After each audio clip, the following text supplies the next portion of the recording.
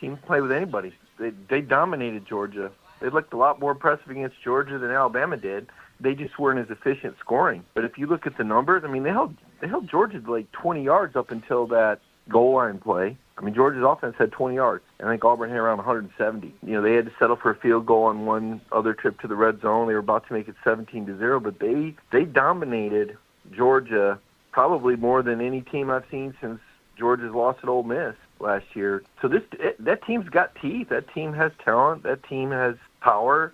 You know, they just didn't handle the resiliency real well. You know, they just weren't real resilient. I mean, a play went against them, and to Georgia's credit, this is kind of what Georgia does. You know, they've shown a lot of resiliency against other teams they've trailed against. They were down 21-7 against Tennessee in the first quarter on the road. So it's a good Georgia program. They make adjustments. Kirby talked about Hugh Freeze did some things differently offensively than they'd seen all year. So he schemed them up really well, and it took Georgia a while to catch up to what they were doing. And then defensively, their run-stop defense did a better job against Georgia than anybody. I mean, hypothetically, Auburn could win out. They're good enough to beat everybody left on the schedule. That's fact. So I guess we'll see where they go from here.